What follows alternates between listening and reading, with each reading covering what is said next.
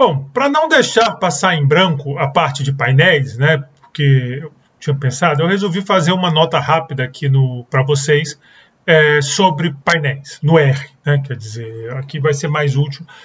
De novo, estou pensando em alguém que estudou lá na econometria, mas não viu o R e agora eu estou passando para o R. Deixa eu apagar aqui o data frame da aula anterior, lá da galinha dos ovos. Apaguei, só para ficar tudo arrumadinho. Então vamos falar aqui de painéis. Eu botei isso porque a gente acabou falando do PLM. A gente carregou o PLM e já que eu falei do sujeito, né, vamos falar um pouco mais dele, já que eu tinha começado. Bom, você tem um modelo de painel, basicamente é uma estrutura de dados e é muito popular, especialmente em macroeconomia, mas também em microeconomia se usa, onde você tem os dados por indivíduo e os dados no tempo. Então, por exemplo, a Payworld Table é um caso de painel. Eu tenho dados de vários países em vários anos. E aí eu quero me aproveitar da estrutura de tempo e da estrutura de indivíduo para obter informações sobre relações estatísticas que eu estou procurando. Então, em vez de olhar só um país do tempo, uma série de tempo, ou de olhar vários países no mesmo tempo, eu agora vou olhar essa estrutura temporal. Em macro isso é muito útil porque a gente acaba ganhando mais informação, né, mais dados. Em micro também tem várias utilidades, embora eles tenham muita informação. Então é até assim, a diferença típica de painel de macro para micro é que nos painéis de macro você tem muita dimensão de tempo, você tem muito tempo. Lá em micro, eles têm muitos indivíduos, né? Então você faz macro, você pega assim, com muito boa vontade, você consegue uns 80 países, dependendo da variável, mas você consegue pega 60, por exemplo, 1960, você vai pegar um monte de país com dados. A Payworld vem de 50, mas tem país com dados faltando ali no começo. Você vai pegar de 60, você já pega um monte de país na Payworld Table, no Banco Mundial, o FMI a partir de 80. Mas 60 você tem até hoje e 60 anos, a bem dizer, né? Dependendo aí da tua base de dados, 60 anos. Então, tem muitos anos, mas 80 países. Você pega o micro ao contrário. Ele pega dados, por exemplo, dessas pesquisas, tipo PNAD, você tem um bocado de coisa, mas como ela muda de metodologia e tal, fica meio complicado no tempo. Então, eles têm menos anos do que nós temos. De todo modo, mesmo que ele pegue a série, ele não tem uma de 1950. Nós temos. Por exemplo, para vários países nós temos até desde 1950. Então, tem essas diferenças que são importantes. Por exemplo, censo, mas censo só faz de 10 em 10 anos. Então, no mesmo período de tempo, por exemplo, em 100 anos, nós temos todos os anos 100, eles têm 10. Então, geralmente, aí está até alguns probleminhas técnicos. Lá no texto da instabilidade política eu fiz uma referência, o autor faz, para quem leu, sobre essa questão das dimensões de um painel. Mas, grosso modo, é isso. É uma estrutura de dados indexada por indivíduos, que podem ser países, empresas, pessoas, famílias, qualquer coisa. Tem essa dimensão e tem uma dimensão de tempo. E aí, normalmente, a gente fala de IT, e são os indivíduos. O nosso exemplo típico é país, mas pode ser estados do Brasil, se você quiser fazer um painel com estados brasileiros para tirar alguma conclusão. Tem a constante B0, aí tem um vetor de informações, né? Aí são aquelas variáveis, esse é o X, lá que a gente discutiu, quais entram, quais não entram no modelo, aquelas variáveis explicativas, e tem esse termo de erro, que depende de IT também, mas com uma característica. O erro normalmente é decomposto numa parte que depende só de I, constante no tempo, você usa a IT constante no tempo, a I constante no tempo. Você tem uma parte ali, a I, que é constante no tempo, e você tem uma outra parte que está variando no tempo entre indivíduos. A I depende só dos indivíduos, e isso aqui vai ser a chave da discussão, né? Porque é um efeito que é fixo no tempo. Bom, lá no PLM, eles carregam um monte de bases de dados, interessantes para fazer discussão, bases de dados clássicas de painel. Quando você carrega o PLM, elas aparecem todas. Nós vamos usar aqui essa Grunfeld. Então, deixa eu carregar. Tá nesse livro aqui, a Grunfeld, de série de tempo. Deixa eu carregar. Carreguei. Vamos dar o help nela, ela é dados de indústria.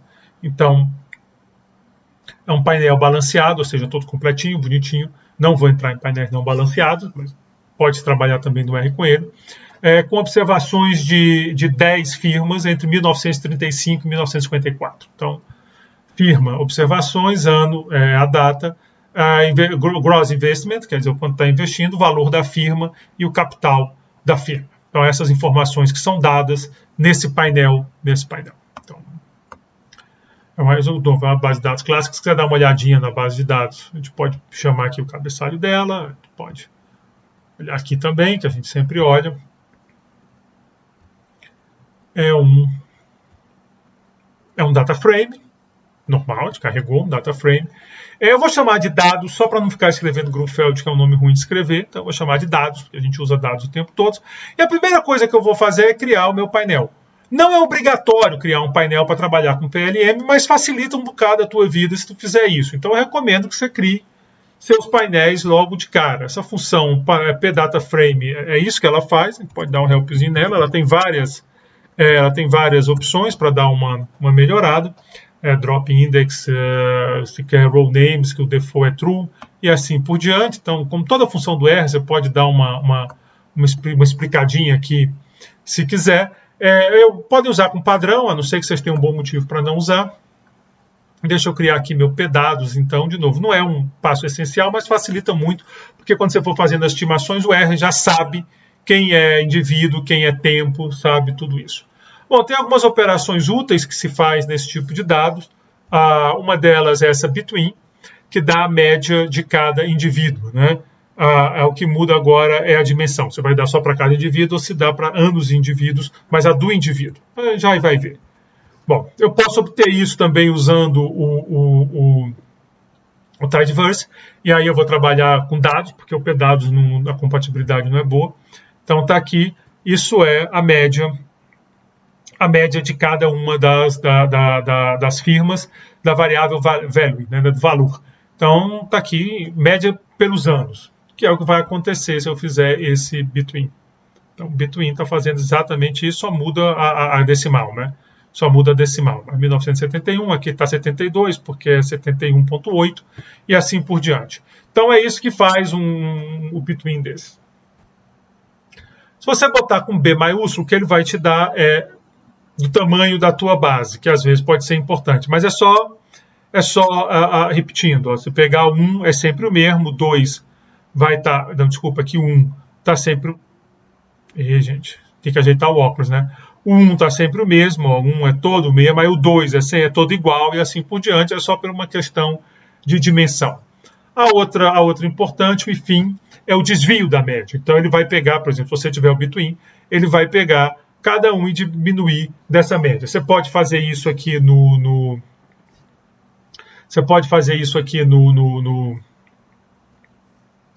usando o tidyverse, se você quiser. Então eu vou pegar a média da primeira, né? Eu vou chamar de B1, esse 4.333. Esse cara aqui, estou chamando de B1. Agora eu vou fazer só para a firma 1, para não ficar tão grande, né? Porque senão fica difícil de ver. Então eu vou fazer só para a firma 1. Está aqui o que eu quero, esse W1, que vai ser o IFIN, é o valor menos a média. O valor menos a média. Então está aqui. O que eu fiz? Como eu não excluí os outros, ficou aqui, mas está aqui. Menos 1255, 327, que é o que vai dar se eu usar o IFIN.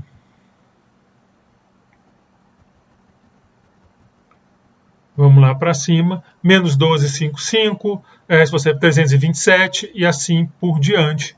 Tá todo mundo aqui. Menos 1225, 327, 1053,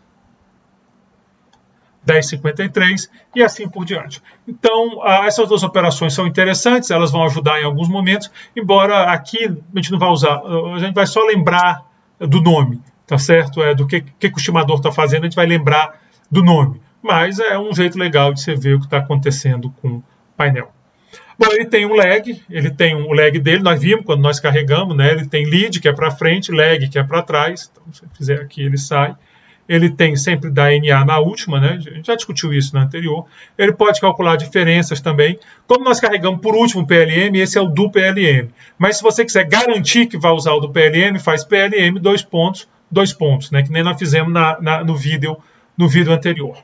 Bom, para você estimar um painel, é importante você ter hipótese sobre aquele AI, aquele efeito que é fixo no tempo e afeta os indivíduos, né? Por exemplo, no caso de um país, pode ser questões geográficas, climáticas, ou mesmo questões institucionais, que em tese não são fixas, porque as instituições podem ser mudadas, mas elas se movem muito lentamente, né? As características culturais de um país, por exemplo, pode até mudar, a cultura vai mudando, mas é muito mais lento do que as variáveis que a gente está querendo estudar. Então, num certo intervalo de tempo, é razoável supor que elas estão fixas. Alguns aspectos culturais, inclusive, ficam fixos, né? Se você pensar a língua, a gente fala português. Claro que tem agrupamentos, principalmente indígenas, né? Dos povos originários, que falam outras línguas, mas o grosso da população fala português, a religião também. A maioria da população é cristã, claro que existem outras religiões importantes, né? Tem as religiões vindas da África,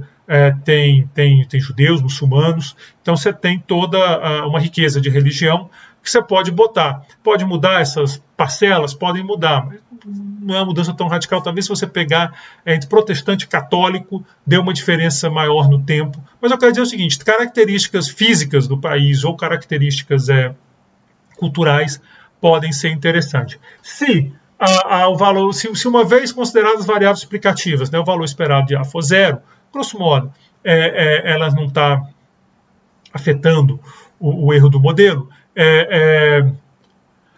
você usa esse estimador. Você pode usar o pooling. Pooling é o estimador mais intuitivo de todos. Basicamente é fazer o modelo linear. Como se você pegasse aquela base de dados e estimasse o modelo linear. Para vocês darem uma olhada, está aqui. Vou fazer modelo linear. Deu intercepto menos 42.714, valor 0.11, capital 0.23. Então, eu estou querendo explicar o investimento por valor e capital. Tanto o valor quanto o capital deram significativo para o investimento com valor positivo e está aqui. Se eu fizer o PLM, eu vou botar o P na frente, então em vez de LM eu chamo PLM, painel LM. O modelo é o mesmo, é a mesma estrutura, e o modelo que eu vou chamar é pooling, que é exatamente isso, você está juntando todo mundo. Vamos fazer aqui o pooling. Eu vou chamar aqui já o Reg 1, Summer. Vocês podem ver que deu a mesma coisa, menos 42.714, menos 42.011, 0.23. Pega as estatísticas, está tudo igual. Porque é basicamente a mesma regressão que nós estamos fazendo. Então, se a mesma regressão dá o mesmo resultado, não tem surpresa nenhuma. Então, essa é uma abordagem quando aquilo ali acontece, quando aquilo é verdade. Um outro estimador, um pouco mais sofisticado, é o efeitos aleatórios. Então, aqui em Model, você vai botar Random. E aí você está dizendo para fazer os efeitos aleatórios, também é utilizado. Nesses casos, está aqui meu estimador de efeito aleatório. Eu também dei o significativo aqui, tanto valor quanto capital, positivo, mas os coeficientes já não foram mais os mesmos. Né? Então, fiquem atentos para isso. E aqui também é um teste T, aqui é Z, isso é por causa da distribuição que está se supondo.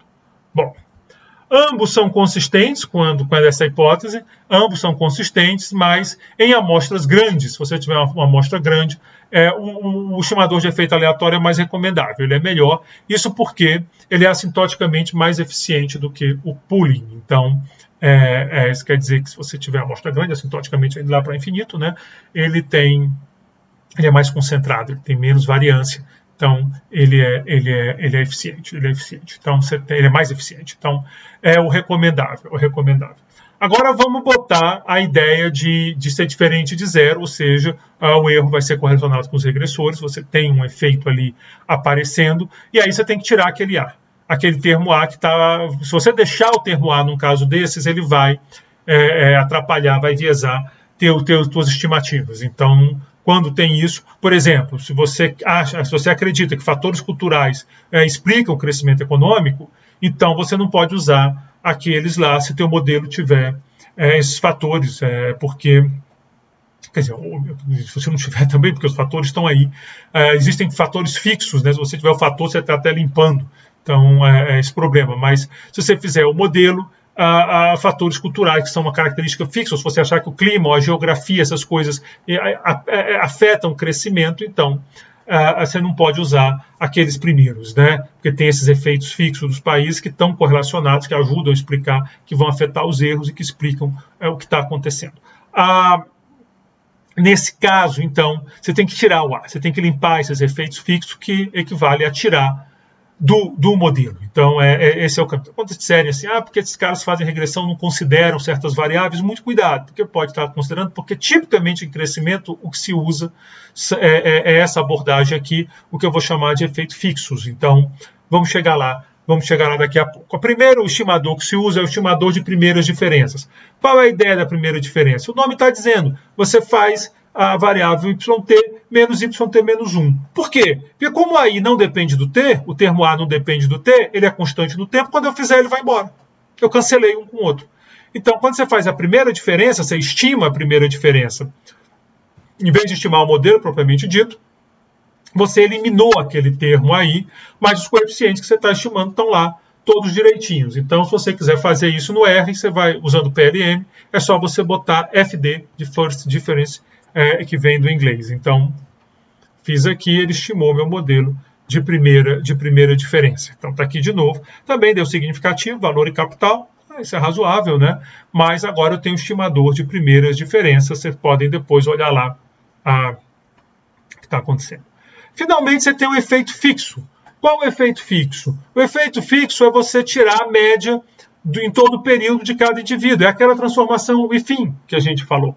Então, você aplica aquela transformação no modelo, também vai cair o AI, porque ele é constante no tempo. Então, se você fizer o modelo aqui, e aí o comando é o IFIN, por isso que eu botei lá para a gente, por que botar o IFIN aqui, não botar o nome que a gente quer. Então, é o IFIN, e está aqui o resumo do modelo. Vamos fazer o modelo aqui. A constante cai, então ele não tem constante, porque quando eu fiz a constante morreu, e ficou aí valor e capital, também positivo, também significativo. Os valores vão mudando, as estimativas vão mudando um pouquinho de um para outro.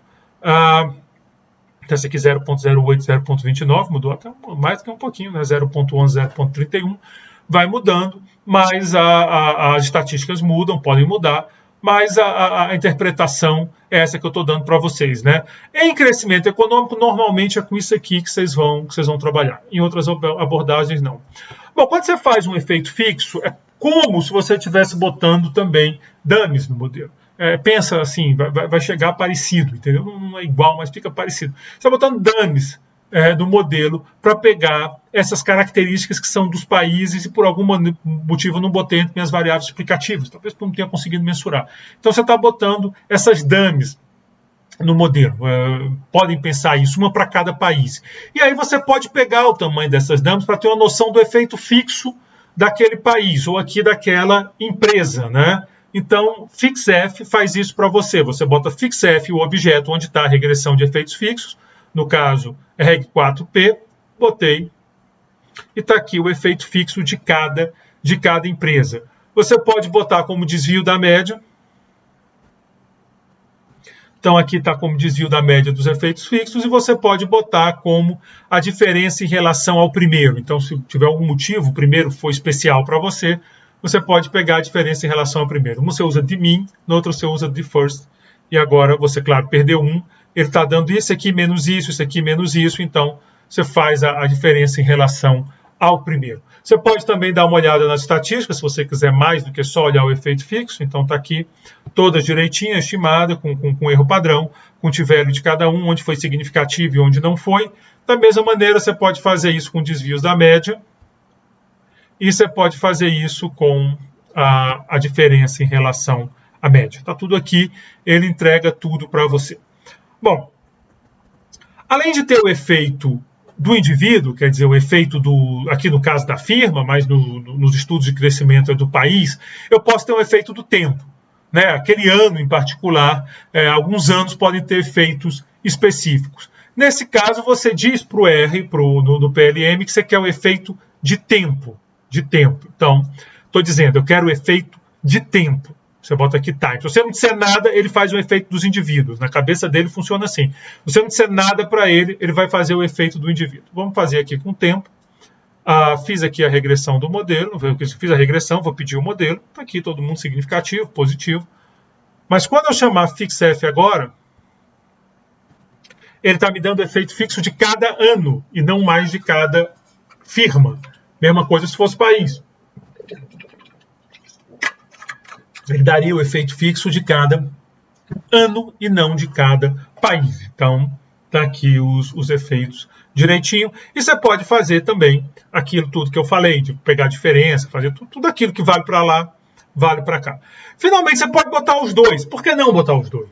Então, se você quiser botar os dois, pode botar os dois, não tem problema nenhum. Você fala two ways. Se você botar two ways, o R vai entender que você quer os dois efeitos. Então, tá aqui.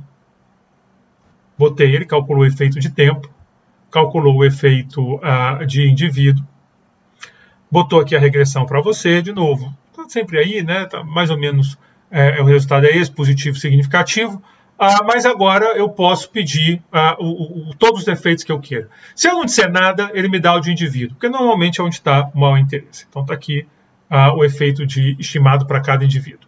Eu posso também dizer que quero de indivíduo para ter certeza que está vindo o que eu quero. Ficou igual. Então, se você for um cara... Às vezes é bom porque você não precisa ficar lembrando qual a opção padrão dentro de cada função, né? Você bota lá o que você quer e se daqui a 3 anos você for olhar de novo, você não precisa... Ih, qual era mesmo? E de repente mudou o pacote, mudou a função, sei lá. Se você quiser o de tempo, é só botar time. Ele te dá o efeito de tempo. Está aqui também o efeito de tempo que foi estimado. E se você quiser todos, bota two ways. Todos fica meio bagunçado, mas... Está todo mundo aqui. Está todo mundo aqui, né? Firma 1, 35, firma 1, 36, vai mudando, porque agora você está pegando os dois efeitos. Então, sai todo mundo direitinho. Então, você tem todas as opções. Você tem o efeito de indivíduo, você tem o efeito de tempo. Se você quiser o efeito duplo, você pega o efeito duplo. Claro, quem vai decidir isso é a tua modelagem. Bom, às vezes nós temos uma discussão, você fica, volta a dizer, em crescimento. Aqui tem até problema, porque tem econometrista, volta a dizer, eu não sou econometrista, mas eu sou usuário de econometria e trabalho com econometristas, né? A gente faz parcerias aqui de vez em quando com econometrista. Tem econometrista que diz, não, é efeito fixo e pronto, porque é o fenômeno do crescimento e não me venha com história. Mas tem outros que não, que querem um teste, que eles não ficam confiáveis. Eu conheço os dois, eu já trabalhei com os dois tipos de econometrista.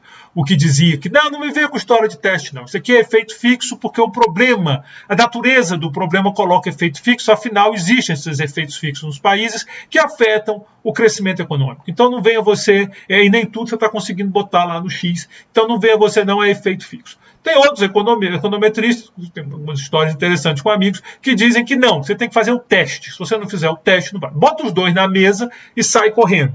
Entendeu? Porque aí eles vão brigar, não te mete nessa briga, porque é briga, a não ser que você queira virar econometrista. Aí você briga com eles, mas aí não vem brigar com a gente do crescimento.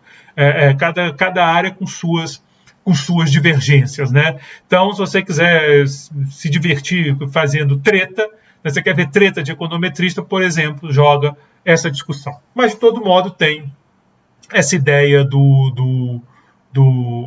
de testar. O teste, tem mais de um teste, mas um dos testes que se usam, bem popular, é o teste de Hausmann, para dizer se você deve usar efeito fixo ou efeito aleatório. A hipótese é H0, a hipótese que você quer testar é que o estimador de efeitos aleatórios é igual ao de efeitos fixos, ou seja, você quer saber que aquilo lá é zero. Então, você não precisaria tirar em primeiro lugar. Se você não rejeita H0, então Hx é Hx igual a zero, se você não rejeita, então ficou que H0, a hipótese nula é de que E de A dado X é igual a zero. Se você não rejeitar essa hipótese, então é porque E de A dado X é zero, ou você está aceitando. Então o efeito aleatório é consistente e assintoticamente eficiente.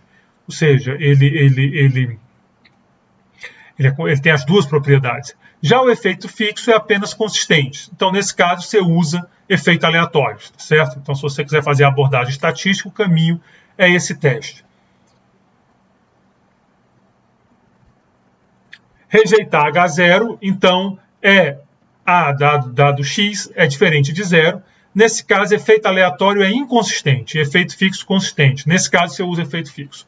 Então, a chave aqui está em H0. Se você não rejeitar H0, fica com efeito aleatório. Se você rejeitar H0, fica com efeito fixo. O pooling tem aquela questão, só sou muito pequenininho, em geral não é o caso. mas se for o caso, considere o pooling, e tem também o de primeira diferença, mas o IFIM geralmente é mais apropriado. Então está aqui o teste, se você quiser fazer o teste, PH teste, é só escrever isso. Isso aqui é o p-value lá embaixo, né? Não deu, o p-value deu 0,31, então nesse caso usaria efeitos aleatórios. Então essa foi essa passagem rápida em painéis que eu falei para você, só um guia operacional. De novo, o útil aqui, a utilidade que eu penso desse guia rápido que eu fiz é um cara que é um aluno que estudou econometria, está usando outro software, talvez o Stata, ou sei lá qual software, e quer migrar para o R. Então, eu estou dando uma ajudinha aí para você começar essa migração. Se você for na internet, ele tem um guia muito bom, esse pacote, os caras têm o guiazinho legal que explicam, fazem GMM, por exemplo, fazem os estimadores dinâmicos, tem tudo, ele permite tudo isso, eu não vou entrar aqui, mas ele permite painéis dinâmicos, tudo isso, painéis não balanceados. Volto a dizer, o texto deles é muito legal, o tutorial, não é bem um tutorial, mas é um textozinho meio tutorial, meio introdução ao tema, recomendo que leiam. Também vale para isso. E isso é uma coisa que eu já falei outras vezes aqui no curso, falei muito quando estava falando lá de Bayes, de Bayesiano, que é o seguinte: hoje vocês têm um benefício gigante de estar numa época que a informação está aí. Então tem cursos, na UNB, aqui na parte de econometria no departamento, nós temos bons econometristas aqui no departamento, tem cursos fora do departamento, e tem cursos de professores na internet, tem material, procure. Cuidado para não pegar maluquice, vê a origem, tá? Pega um curso, vê se é um site conhecido, quem é o patrocinador, se for de professor, vê se o cara é de uma boa universidade, mas vocês fazem curso nas melhores universidades do mundo, então tem muito material para vocês estudarem, e começarem a andar nesses temas por conta própria. É claro, os temas, painel é um tema bem padrão, um tema que se usa muito, faz aqui o curso no departamento, que é fundamental, porque você vai ter acesso ao professor, tirar dúvida, né? O curso da internet às vezes é meio cruel, porque você não tem isso e o cara nem sempre vai poder atender, porque ele tem lá os compromissos dele. Mas é um ponto de partida, um começo para você tentar andar numa direção. Então, obrigado. Com isso, eu encerro a unidade 4. No próximo vídeo, nós começamos a discutir a nossa unidade 5. Nós vamos começar com o artigo do Acemoglu sobre instituições, as origens coloniais das nossas instituições. Depois, nós seguimos discutindo essa questão de instituições e populismo, que é o tema da unidade 5. Muito obrigado pela atenção de vocês.